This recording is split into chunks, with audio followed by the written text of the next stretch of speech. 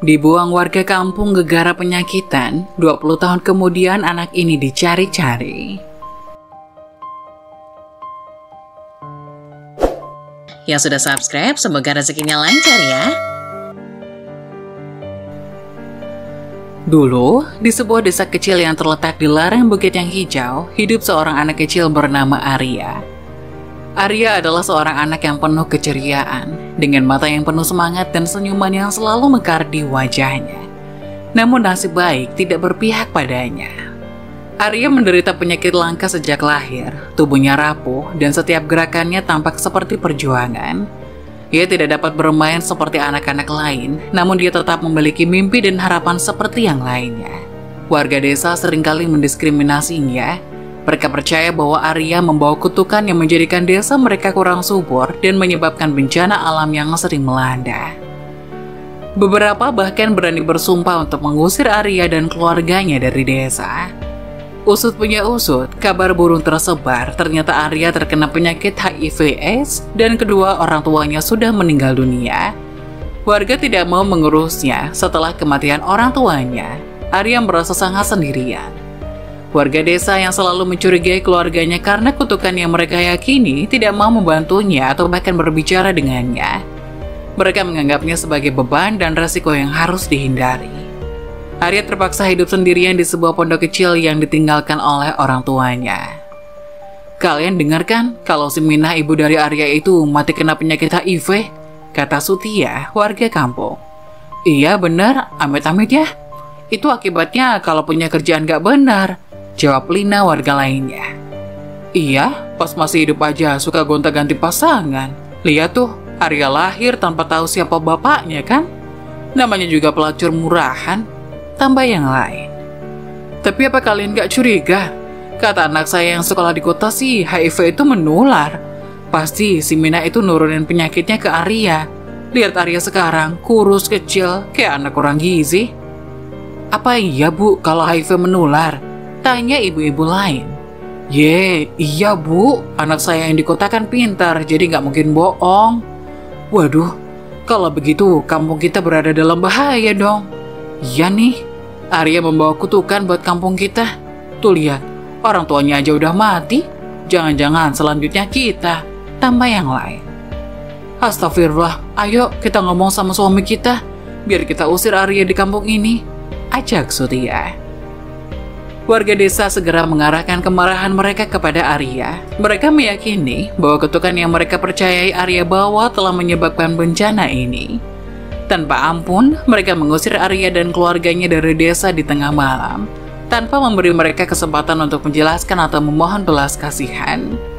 Mereka menyeret tubuh Arya dengan menggunakan karung. Di antara mereka tidak ada yang mau bersentuhan langsung dengan kulit Arya. Warga kampung berdalih jika menyentuh kulit Arya, mereka juga akan tertular penyakit yang merenggut nyawa Minah, ibu Arya. Maria kecil yang tak tahu apa-apa ketakutan di tengah malam. Dia kebingungan, tangisannya kencang seolah tidak didengar oleh siapapun. Bahkan semua orang menutup mata melihat penderitaan Arya yang diseret dengan kasar menuju pinggir hutan. Pak, tolong jangan usir saya takut, jerit Arya. Arya, kamu itu punya penyakit kutukan, jadi kamu harus pergi dari kampung ini. Kami nggak sudi menerima akibat dari penyakit kamu itu, jelas salah satu warga kampung. Kamu di sini saja, jangan coba-coba kamu kembali ke kampung kami. Kalau salah satu warga di sini melihat Arya kembali, kamu bakal langsung kami habisi, teriak warga lainnya. Dengan begitu Arya dibuang dan ditinggalkan di tengah gelap malam. Arya ketakutan, kesepian, dan kedinginan. Ia diusir tanpa dibekali apa-apa, hanya dengan pakaian tipis yang membalut tubuh kurus kering itu tanpa adanya alas kaki.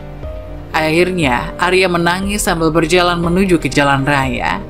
Malam itu cukup bersahabat untuk Arya. Awan yang tebal tidak menumpahkan hujan dan membuat Arya sedikit lebih tenang untuk berjalan. Arya kebingungan mencari tempat untuk tidur. Ketika ia hampir ke sebuah masjid atau musola, semua gerbangnya ditutup rapat seolah bangunan itu berkata bahwa mereka tidak bisa menerima tubuh kotor Arya. Hingga ia pun menemukan ruko yang sudah tutup. Meski ketakutan, Arya akhirnya memutuskan untuk tidur di depan ruko tersebut.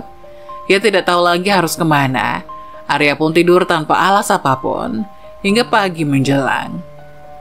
Esoknya, Arya mulai membiasakan diri menjadi pengemis jalanan. Dia tidak tahu lagi apa yang harus ia lakukan selain meminta belas kasihan kepada orang-orang di jalan agar ia bisa bertahan hidup dengan penyakitnya. Dengan tubuh kecilnya, ia berjalan meminta-minta. Kadang juga ia diajak beberapa anak jalanan untuk ikut dengan mereka dan mereka mengamen bareng di sebuah bis. Arya kecil tumbuh menjadi anak jalanan yang tangguh meski penyakitan. Sesekali rasa sakit di sekujur tubuhnya itu akan menggerogoti semua bagian tubuhnya hingga Arya tidak bisa berjalan dan hanya tiduran. Tapi teman-teman anak jalanan Arya selalu memberikan dukungan dan perawatan seadanya untuk Arya. Mereka semua saling menjaga satu sama lain. Hingga saat Arya sedang tidur di sudut toko yang kotor, beberapa temannya berlarian memanggil namanya. "Arya! Arya bangun! Arya!" teriak teman-teman Arya. Arya yang masih lemas itu tidak mengerti dengan situasi di luar sana. Kenapa teman-temannya berteriak dan kenapa mereka berlarian? Tubuhnya lemas hingga kesulitan untuk membuka mata. Tapi salah satu teman Arya malah menutupi tubuh kecilnya dengan tumpukan kardus lain sampai batas kepala Arya. Samar-samar Arya mendengar perkataan temannya. "Maafkan kami Arya, kamu di sini dulu ngumpet, jangan bergerak. Kami akan kabur dulu karena ada Satpol PP," ucap salah satu teman Arya lalu pergi meninggalkannya. Arya masih sibuk dengan rasa sakit di tubuhnya, tapi pelan-pelan ia mulai mencerna apa yang diucapkan temannya tadi. Ada Satpol PP, iya. Satpol PP sedang beroperasi di sekitar sini. Arya harus tetap sembunyi dari balik kardus-kardus itu agar dirinya selamat. Namun, nasib buruk mulai mengejarnya ketika Satuan Polisi Pamong Praja mengambil tindakan keras terhadap anak-anak jalanan. Mereka menerapkan operasi penertiban dan menganggap anak-anak jalanan sebagai pengganggu dan ancaman bagi ketertiban kota. Suatu malam ketika Arya dan beberapa teman jalannya sedang bersembunyi di salah satu sudut kota untuk mencari tempat tidur, Satpol PP tiba-tiba muncul. Tapi entah bagaimana cerita dan caranya, tiba-tiba mereka menangkap Arya dan teman-temannya tanpa belas kasihan. Tanpa mendengarkan alasan atau melihat keadaan mereka yang sulit, Arya merasa ketakutan dan terkejut. Terpisah dari teman-temannya dan dibawa ke kantor Satpol PP. Di sana mereka menginterogasinya dengan keras dan mencatatnya sebagai anak jalanan yang melanggar peraturan kota. Cerita mengerikan Satpol PP itu sudah menjadi mimpi buruk untuk semua anak jalanan. Tapi Arya yang masih lemas tidak bisa berbuat apa-apa lagi selain pasrah. Hingga akhirnya ia tersadar, tubuhnya mulai agak segar dan sakit di sekujur tubuhnya mulai hilang. Ketika Arya membuka mata, ternyata Arya berada di sebuah klinik dengan infus yang menempel di tangannya. "Oh, kamu sadar? Siapa namamu, Nak? Di mana alamatmu? Biar kami yang mengantar kamu pulang." Menjadi anak jalanan bukanlah hal yang mengasihkan. "Lihat kamu sekarang, kurus, kecil, dan sakit. Ayo, Bapak antar pulang," kata laki-laki berseragam Satpol PP. "Bapak Satpol PP?" tanya Arya. "Iya, kami sudah membawa teman-temanmu dan salah satu dari petugas menemukanmu yang terbaring sakit di sudut toko. Apa kamu sudah mendingan sekarang?" Mendengar perkataan dari lelaki di depannya, tak ada angin, tak ada hujan, tiba-tiba Arya menjerit minta maaf sambil menangis. "Pak, maafkan saya, jangan seret saya ya, jangan buang saya takut," jerit Arya. "Tenang Nak, kami tidak akan berbuat keji seperti itu. Kamu tinggal sebutkan saja alamat kamu, nanti Bapak akan antar kamu pulang ke rumah," jelas Satpol PP. "Saya tidak punya rumah Pak, saya diusir warga kampung karena saya penyakitan," terang Arya. Arya memutuskan untuk bercerita tentang kehidupannya, dari pengusiran oleh warga desa hingga perjuangannya untuk bertahan sebagai seorang anak jalanan yang kemudian berubah menjadi seorang advokat. Petugas tersebut mendengarkan cerita Arya dengan penuh simpati dan empati. Dia kemudian memutuskan untuk mencari tahu lebih lanjut tentang latar belakang Arya dan menemukan bahwa apa yang dia katakan benar. Pengetahuan ini membuatnya tergerak hati dan ia memutuskan untuk membantu Arya. Kepala Satpol PP yang mendengar cerita Arya langsung menyadari bahwa ada kesalahpahaman besar dalam penangkapan Arya. Tanpa ragu dia menghubungi pihak kepolisian untuk memastikan bahwa tindakan yang diambil sesuai dengan hukum. Pihak kepolisian segera datang dan membawa Arya ke rumah sakit untuk diperiksa. Setelah pemeriksaan medis, dikonfirmasi bahwa Arya tidak melakukan tindakan ilegal atau berbahaya. Dia menerima perawatan medis yang ia butuhkan untuk mengelola kondisi HIV/AIDS-nya. Setelah diperiksa oleh tim medis, ternyata benar bahwa Arya positif HIV. Berita ini menjadi kabar yang sulit bagi Arya, namun dia telah hidup dengan penyakit ini sejak lahir dan telah belajar untuk menghadapinya dengan keberanian. Dengan hasil yang jujur ini, tim medis segera memberikan perawatan dan konseling yang diperlukan kepada Arya. Mereka membantu menjelaskan kepada Arya tentang perawatan yang harus diikuti untuk mengelola penyakit HIV dengan baik, termasuk penggunaan obat-obatan antiretroviral yang dapat belajar dan tumbuh. Keinginan Arya memberikan dukungan dan semangat kepada teman-temannya. Panti asuhan ini juga menjembatani Arya dengan organisasi-organisasi dan individu yang mendukung anak-anak jalanan dan penyandang HIV/AIDS. Arya menjadi semakin terlibat dalam upaya advokasi dan aktivisme, bicara di berbagai acara untuk meningkatkan kesadaran dan menghapus stigma yang berkaitan dengan penyakit HIV/AIDS. Kisah Arya di panti asuhan terus mengilhami banyak orang di sekitarnya. Meskipun ia sering jatuh sakit karena kondisi HIV/AIDS-nya, semangat hidup dan tekadnya tidak pernah pudar. Ia mendedikasikan dirinya untuk belajar dengan rajin, mengejar pengetahuan dan berkembang menjadi anak yang cerdas. Dalam lingkungan panti asuhan, Arya menunjukkan bakat luar biasa dalam berbagai bidang, termasuk ilmu pengetahuan, seni, dan bahasa. Ia menjadi inspirasi bagi teman-temannya yang melihatnya sebagai contoh yang sangat kuat dalam menghadapi kesulitan. Arya tidak hanya menjadi anak yang cerdas, tapi juga aktif dalam berbagai kegiatan sosial di panti asuhan. Ia berpartisipasi dalam program pendidikan dan kegiatan seni, dan ia sering membantu teman-temannya dalam belajar dan bermain bersama. Di panti asuhan, Arya menemukan pelarian dalam menulis buku diary. Di dalam buku diary itu, ia menuangkan segala perasaannya, pengalaman, impian, dan pemikirannya. Menulis menjadi cara untuk melepaskan beban yang dia rasakan, serta menciptakan suatu dunia pribadi yang hanya miliknya. Setiap hari, Arya duduk dengan buku diary-nya dan pena di tangan. Mencatat perjalanan hidup, ia berbagi pengalaman tentang pertemuannya dengan teman-teman baru di panti asuhan, bagaimana dia belajar untuk mengelola penyakit HIV/AIDS, dan tentang mimpi dan harapannya untuk masa depan. Buku diary Arya juga berfungsi sebagai katalisator untuk refleksi pribadi. Ia mengenal diri sendiri melalui kata-kata yang terukir di halaman-halaman buku itu. Itu membantunya mengatasi kesulitan dan mencari kekuatan dalam momen-momen paling sulit. Di samping itu, buku diary Arya adalah catatan bersejarah tentang perjalanan hidupnya yang penuh inspirasi. Ia menyimpan semua pencapaiannya, impian-impiannya, dan hal-hal yang ingin dia raih. Buku itu menjadi bukti yang mendalam tentang semangat dan kegigihan Arya dalam menghadapi hidupnya yang penuh dengan rintangan. Suatu hari, Arya memutuskan untuk membagikan beberapa tulisannya dari buku diary kepada teman-teman di panti asuhan. Mereka terinspirasi oleh kejujuran dan ketulusan Arya dalam mengekspresikan perasaannya, dan itu membantu memperkuat ikatan mereka. Melalui menulis buku, Arya tidak hanya menciptakan ruang untuk dirinya sendiri untuk tumbuh, tetapi juga membangun jembatan emosional dengan orang-orang di sekitarnya. Itu adalah salah satu cara baginya untuk mengatasi kesepian dan isolasi yang pernah dia rasakan, dan juga menjadi sarana untuk menyebarkan pesan penting terhadap hidup dengan HIV/AIDS dan semangat untuk tidak pernah menyerah. Dengan semangatnya untuk menulis dan berbagi pengalaman, Arya mulai mengejar mimpi barunya, menjadi seorang penulis. Ia memutuskan untuk mencoba menjadi penulis artikel freelance di sebuah situs web yang menerima kontribusi dari penulis independen. Arya mulai menulis artikel-artikel tentang pengalamannya hidup dengan HIV/AIDS, tantangan yang pernah ia hadapi sebagai anak jalanan, dan pengalaman pribadinya di panti asuhan. Artikel-artikel ini berfungsi sebagai sumber inspirasi dan informasi bagi banyak pembaca yang mungkin sedang menghadapi masalah serupa atau ingin memahami lebih baik tentang kondisi tersebut. Kemampuan menulis Arya yang tulus dan jujur segera mendapatkan perhatian positif dari pembaca dan editor di situs web tersebut.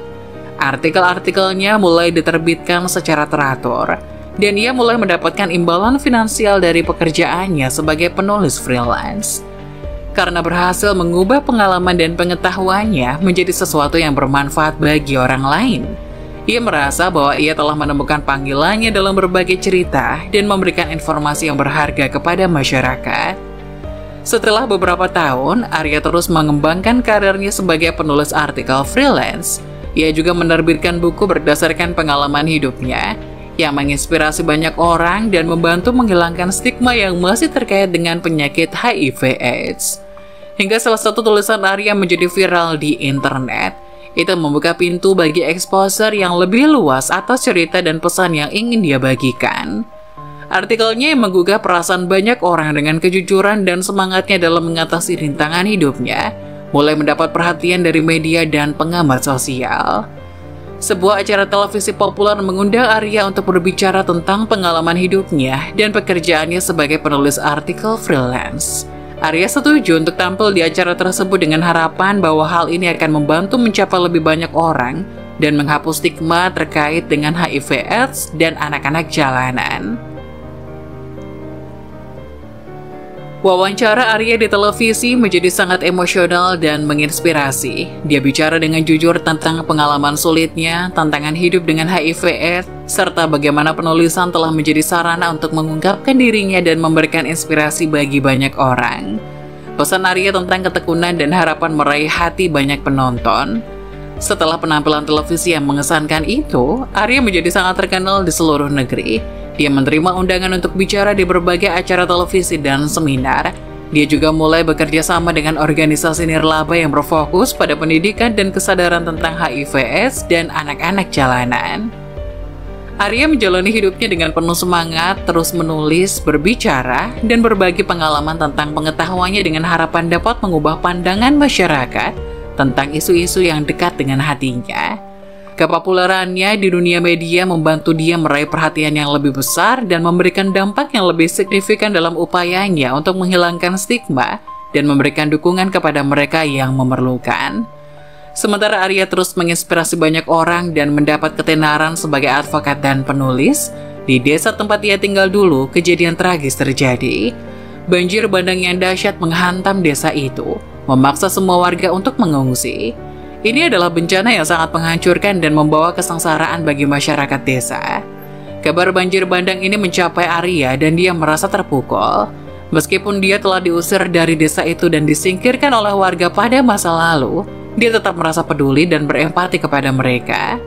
Dia merasa bahwa ini adalah saat yang tepat untuk memberikan dukungan kepada desanya tanpa memandang apa yang telah terjadi sebelumnya. Arya memanfaatkan ketenangannya untuk menggalang dukungan dan bantuan bagi warga desanya yang terkena dampak banjir bandang. Ia bekerja sama dengan organisasi kemanusiaan dan mengumpulkan sumbangan dana serta bantuan materi dari berbagai sumber untuk membantu warga desa dalam masa kritis. Pada saat-saat kritis ini, Arya pulang ke desanya bersama dengan tim relawan untuk memberikan bantuan langsung, memberikan makanan, air bersih, dan peralatan kebutuhan sehari-hari bagi warga yang mengungsi. Dia juga memberikan dukungan emosional kepada mereka yang telah kehilangan rumah dan harta benda mereka. Arya membuktikan bahwa meskipun dia diusir dari desa tersebut, dia masih merasa memiliki tanggung jawab moral untuk membantu komunitasnya ketika mereka membutuhkan bantuan. Tindakannya ini membantu memulihkan hubungannya dengan desa tempat ia dulu tinggal dan mengubah pandangan beberapa warga tentang dirinya. Selama proses pemulihan pasca banjir bandang, Arya bersama dengan warga desa belajar tentang kekuatan solidaritas dan empati dalam menghadapi tantangan besar. Meskipun pada masa lalunya penuh kesedihan dan pengucilan, Arya kini berada di sisi masyarakat yang membutuhkan bantuan dan dukungan. Dia dengan tulus siap untuk memberikan bantuan ini. Arya yang telah mengumpulkan bantuan dari berbagai sumber dan mendukung warga desa dengan tekad dan semangatnya, memutuskan untuk memberikan sumbangan yang sangat besar. Sumbangan besar ini termasuk dana yang cukup besar untuk membangun kembali rumah-rumah yang hancur untuk memperbaiki infrastruktur desa yang rusak akibat bencana banjir. Arya juga menyediakan bantuan berkelanjutan dalam bentuk makanan, air bersih, peralatan, serta bantuan medis untuk warga yang terluka atau jatuh sakit. Kehadirannya di desa tempat dia dulu tinggal, di mana warga tidak tahu bahwa dia adalah anak yang mereka usir, adalah momen yang sangat emosional. Ia datang dengan hati yang terbuka, tanpa dendam atau amarah terhadap warga desa. Dia datang dengan maksud yang baik, ingin terlibat langsung dalam pemulihan desa setelah bencana banjir bandang yang melanda mereka. Arya berusaha menjadi sumber inspirasi dan motivasi bagi warga, dengan harapan dapat memberikan semangat dan harapan bagi mereka yang terdampak bencana. Saat Arya mulai berinteraksi dengan warga desa dan membantu dalam upaya pemulihan, beberapa warga desa merasa bahwa wajahnya tampak akrab. Namun mereka tidak menghubungkan dengan anak yang pernah diusir itu karena dia telah tumbuh besar dan berubah begitu banyak sejak saat itu. Namun seiring berjalannya waktu, ada warga yang mulai menyadari bahwa Arya memiliki kemiripan dengan anak yang pernah tinggal di desa mereka. Mereka mulai bertanya-tanya, dan akhirnya seorang warga yang pernah mengenali Arya saat dia masih kecil mengungkapkan identitasnya. Warga yang menyadari identitas Arya yang sebenarnya memutuskan untuk mengikuti mobil yang ditumpangi Arya untuk mencoba meminta maaf. Mereka ingin memberikan permintaan maaf mereka secara langsung dan merasa sangat bersalah atas perlakuan mereka terhadap Arya di masa lalu. Namun ketika mereka mencapai tempat tujuan yang Arya tuju, mereka menyadari bahwa Arya sudah pergi. Mereka merasa sedih dan kecewa karena tidak menyampaikan permintaan maaf mereka secara langsung. Meskipun Arya tidak ada di sana, warga yang tersisa di tempat tujuan tersebut menjadi saksi atas perubahan dan kedewasaan yang telah dialaminya, membantu memperkuat hubungan antara hingga salah satu warga tersebut mendapat kabar bahwa Arya telah meninggal dunia di usia 25 tahun karena penyakit HIV/AIDS, yaitu penyakit yang sama dengan penyebab Mina, ibu Arya dulu meninggal, dan penyakit yang membuat warga geram lalu mengusir Arya tanpa malu. Warga kampung mencari Arya untuk memberikan penghormatan terakhir dan berterima kasih secara langsung atas tindakan belas kasihnya yang luar biasa. Namun ketika mereka mencari Arya, mereka mengetahui bahwa dia telah meninggal. Ini adalah momen yang penuh kesedihan. Warga merasa sangat berduka atas kehilangan Arya. Arya, dengan tindakan belas kasih dan dedikasinya yang tak pernah luntur, telah memberikan dampak yang luar biasa pada warga kampungnya di luar sana. Meskipun dia telah meninggal, warisan dan inspirasinya akan terus hidup dalam ingatan mereka. Warga kampung akan selalu mengenang Arya sebagai sosok yang penuh kasih sayang dan pengabdian kepada komunitas mereka. Tindakan baiknya yang tak terlupakan akan menjadi contoh dan motivasi bagi mereka untuk berbuat lebih banyak lagi bagi sesama dan membangun komunitas yang lebih kuat bersama. Arya Sejahtera menjadi tempat yang penuh dengan perdamaian, kemakmuran, dan kebersamaan sebagai warisan untuk generasi mendatang.